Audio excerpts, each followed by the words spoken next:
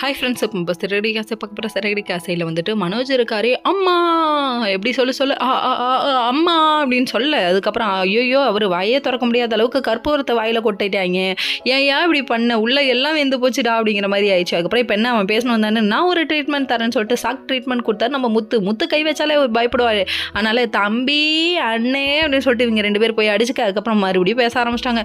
அம்மா எனக்கு பேச்சு வந்துருச்சு, ஆண்டி எனக்கு பேச்சு வந்துருச்சு, ஐயோ எல்லாரும் கேளுங்க எனக்கு பேச்சு வந்துருச்சு அப்படிங்கிறாரு. சரி இதெல்லாம் ஒரு பக்கம் இருந்தாலும் நான் அலப்பற பண்ணாதடா, கிளம்பி போட அப்படிங்கிற மாதிரி ஆயிடுச்சு. அதுக்கப்புறம் இந்தாங்க பால் குடிங்கன்னு சொல்லிட்டு கொண்டு போய் ரோகிணி கொடுத்தா எனக்கு வேணா வாயெல்லாம் வெந்து போச்சுன்னு சொல்கிறாங்க. கடைசியில் பார்த்தா பேசலான்னு பக்கத்தில் உட்காந்தாலே பேசாத, எங்கள் அம்மாவுக்கு பிடிக்காது அப்படிங்கிறாரு. என்ன எங்கள் அம்மாவுக்கு பிடிக்காது, எங்கள் ஆட்டுக்கு பிடிக்காது, வாடி தமிழோட திருமகளே, எங்கள் அம்மாவோட மருமகளே அப்படிங்கிற மாதிரி இவனுக்கு பாட்டு போட்டு ஒன்றும் போல. கடைசியில் பார்த்து காண்டாயிட்டான். நான் காலையில் உன்னை பார்த்துக்கிறேன்டா அப்படிங்கிற மாதிரி. மறுநாள் காலையில் விடுதுங்க, விடிஞ்ச உடனே பார்க்கணுமே.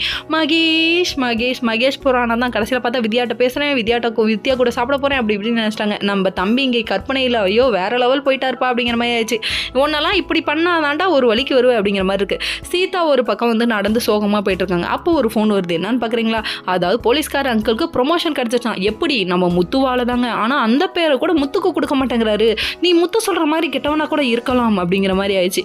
ஏன் சொல்கிறோன்னா, ஒருத்தன் திருடன் ஓடி பிடிச்சாரு, இவர் காப்பாற்றினது இவர், கிரெடிட்டை பூரா இவர் எடுத்துக்கிறாரு. நல்லா வருவாயானி அப்படிங்கிற மாதிரி இருக்குது. சரி விடுங்க, நாட்டில் இதெல்லாம் நடக்கிறது சகஜமாப்பு, எல்லா இடத்துலையும் இப்படி தானே நடக்குது.